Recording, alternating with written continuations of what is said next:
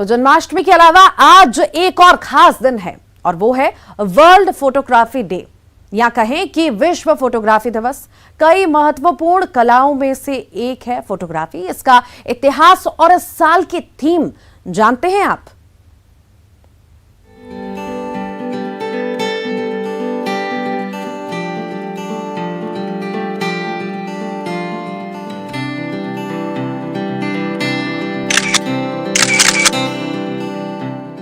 तो 19 अगस्त यानी विश्व फोटोग्राफी दिवस। फोटोग्राफी की कला, शिल्प विज्ञान और इतिहास का एक वार्षिक विश्वव्यापी उत्सव है।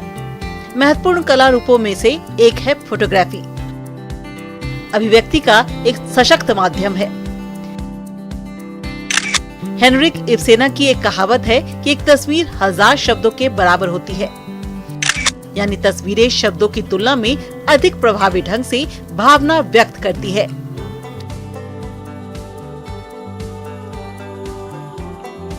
विश्व फोटोग्राफी दिवस मनाने की शुरुआत 9 जनवरी 1839 को फ्रांस में हुई थी। इसके पीछे की कहानी कुछ यूं है कि उस समय एक फोटोग्राफी प्रोसेस की घोषणा की गई थी, जिसे डॉगरोटाइप प्रक्रिया कहा जाता है। इस प्रक्रिया को दुनिया की पहली फोटोग्राफी प्रक्रिया माना जाता है। फ्रांस के जोसेफ नाइसफोर और लुइस डागेर ने इसका आविष्कार किया था। इसके बाद 19 अगस्त 1839 को फ्रांस की सरकार ने इस आविष्कार की घोषणा की और पेटेंट हासिल किया। इसे याद रखने के लिए ही 19 अगस्त को वर्ल्ड फोटोग्राफी डे की शुरुआत हुई। वक्त के साथ साथ इसमें और पहलू भी जुड़ते रहे। कई लोगों के लिए फोटोग्राफी शौक के साथ साथ जुनून भी होता है। 19वीं सदी की शुरुआत से फोटोग्राफी उद्योग में बदला और मील का पत्थर साबित हुआ है। कैमरा तकनीकी में भी वक्त के साथ बदलाव आया और आज डिजिटल फोटोग्राफी ने सारे आयाम बदल दिए। वरना याद कीजिए वो रोल वाले कैमरे के दिन या कपड़ा ओढ़कर क्लिक करने वाले दिन। फोटोग्राफी ने एक तरह से दुनिया को बदल दिया है। तस्वीरें वीडियो हुई और आज VFX के जरिए ऐसी कोई कल्पना नहीं जिसे साकार न किया जा सके। अब जान लीजिए विश्व फोटोग्राफी दिवस पर 2022 की थीम क्या रखी गई है। इस साल की थीम है लेंस के माध्यम से महामारी का लॉकडाउन। ये थीम लेंस के नजरिए से महामारी को समझने की कोशिश है।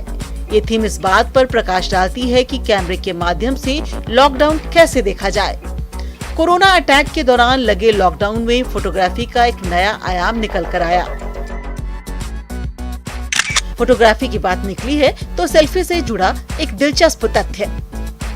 आज भले ही सेल्फी लेना आम बात हो, लेकिन दुनिया की पहली सेल्फी ली गई थी आज से करीब 180 साल पहले।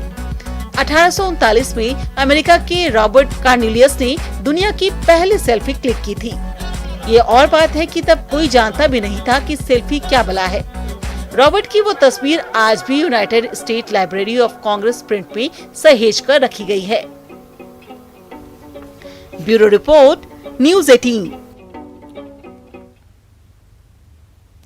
छत्तीसगढ़ में कर्मचारियों का आंदोलन थमने का नाम नहीं ले रहा। एक के बाद एक हड़तालों ने सरकार के साथ साथ आम लोगों की मुश्किलें भी बढ़ा दी हैं।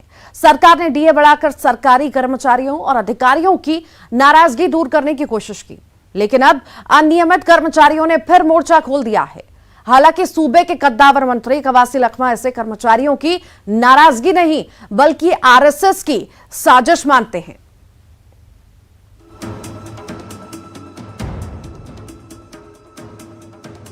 छत्तीसगढ़ में सरकारी कर्मचारी और अधिकारियों की नाराजगी दूर करने के लिए सरकार को न सिर्फ मान मनोबल करना पड़ा बल्कि महंगाई भत्ता भी बढ़ाना पड़ा, लेकिन सरकार की मुश्किलें अभी भी खत्म होती नजर नहीं आ रही। अब अनियमित कर्मचारियों ने सरकार के खिलाफ मोर्चा खोल दिया है। राज्य के अनियमित कर्मचारियों ने 1 सितंबर से बेमियादी हड़ताल का ऐलान किया है। प्रदेश में करीब 1,80,000 अनियमित कर्मचारी हैं, जिनकी मांग है कि उन्हें नियमित किया जाए। कर्मचारी संगठनों ने अपने आंदोलन में बीजेपी और आम आदमी पार्टी से भी समर्थन मांगा है।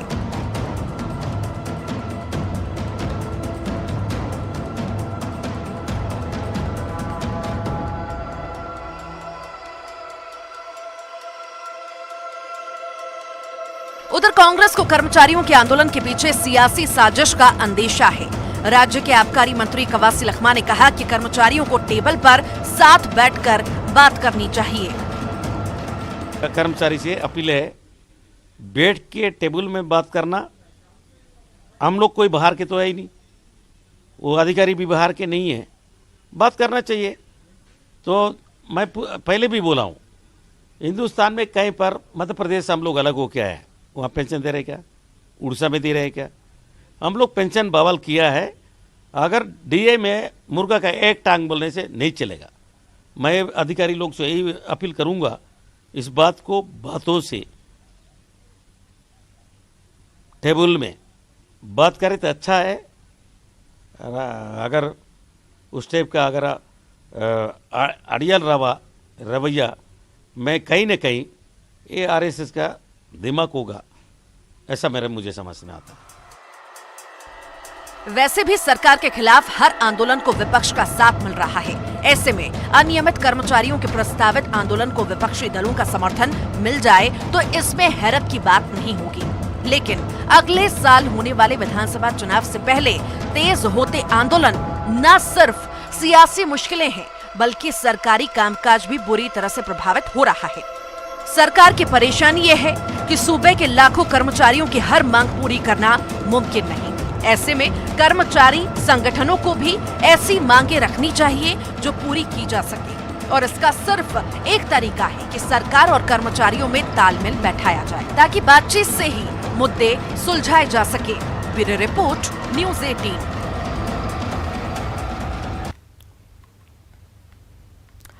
हमारे देश की एक बड़ी आबादी ऐसी है जो कड़ी मेहनत करती है, तब कहीं जाकर 2 जून की रोटी नसीब होती है। जरा खुद सोचिए, अन्न का हर दाना कितना अनमोल है। इससे किसी की भी भूख मिट सकती है। लेकिन ये हकीकत जानने के बावजूद भी अगर हजारों क्विंटल अनाज बर्बाद हो जाए तो इसे लापरवाही नहीं, त्रासदी कहना मुनासिब होगा। और ऐसी ही त्रासदी देखने को मिल रही है सतना में, जहां किसानों से खरीदा गया हजारों क्विंटल धान सड़ रहा है। आप भी देखिए इस रिपोर्ट में।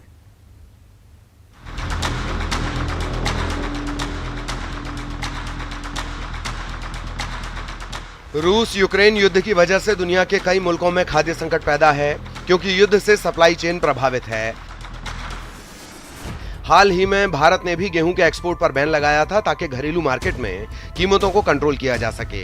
सिर्फ गेहूं ही नहीं, बल्कि मैदा, सूजी और साबुत आटे के निर्यात पर भी प्रतिबंध लगाया गया। दरअसल सरकार ये सारी कवायद इसलिए करती है ताकि देशवासियों के लिए अनाज का संकट खड़ा ना हो, लेकिन देश के अंदर सरकारी मशीनरी ऐसी है जो तमाम बड़ी कवायदों पर पलीता लगा देती है। अब जरा सतना का ये नजारा देखिए। अन्न का हर दाना किसी की भूख मिटा सकता है, लेकिन यहाँ हजारों क्विंटल अनाज सड़ रहा है।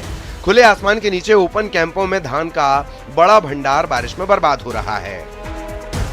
देखिए, सोनौरा में लाखों क्विंटल धान खुले आसमान के नीचे पड़ी थी। पानी बरसने से वो खराब हो गई। खराब होने के साथ साथ वो पूरी तरह सड़ गई है। अब ना तो उसको इंसान खा सकता है, ना जानवर खा सकता है। कहीं कहते खाने के लिए अनाज नहीं पहुंच पाता है, और यहाँ लाखों क्विंटल टन अनाज ऐसे ही सड़ जाता है।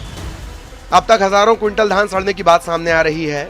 बारिश के पहले अधिकारियों ने दावा किया था कि खुले में रखा अनाज मिलों में भेज दिया जाएगा, लेकिन हश्र क्या हुआ ये बताने के लिए तस्वीरें काफी हैं। उधर अधिकारियों के पास इस लापरवाही के लिए एक दूसरे पर ठीकरा फोड़ने के अलावा कोई और जवाब नहीं। सोनौरा कैंप में पिछले वर्ष की करीब 17,000 मीट्रिक टन धान रखी हुई थी, जो पूरी संपूर्ण मात्रा विक्रय हो गई है। कहीं लापरवाही बड़ी मानते हैं कि भारी मात्रा में धान का सड़ जाना? नहीं, अब लापरवाही के लिए तो मैं अथॉरिटी नहीं हूँ किसी को दोषी ठहराना, बट ये है कि वेयर हाउसिंग कारपोरेशन को देखना चाहिए था इस काम को। नहीं, लापरवाही तो कहीं नहीं है सर, हर जगह रखरखाव ठीक है। अभी हाल में शासन ने और वेयर हाउस ने मिलकर के एक प्राइवेट कंपनी को भंडारण के लिए दिया है, गो ग्रीन करके कंपनी है, वो भंडारण कर रही है। रखरखाव भी उसका ठीक है। अभी कहीं ऐसा धान खराब होने की कहीं खबर मिली नहीं है। जब अनाज यूं ही बर्बाद करना है तो क्यों नहीं इसे जरूरतमंदों में मुफ्त बांट दिया जाए। ये नजारा देखने के बाद सबके जहन में यही सवाल उठता है, लेकिन अनाज की ऐसी बर्बादी कोई पहली बार नहीं। ऐसा पहले भी हो चुका है और शायद आगे भी होता रहेगा, क्योंकि जिनके ऊपर इस अन्न को सहेजने की जिम्मेदारी है उन्हें भूखे पेट की पीड़ा समझ नहीं आती। शिवेंद्र बघेल, न्यूज़ 18, सतना। और यहाँ रुक रहे हैं ब्रेक के लिए।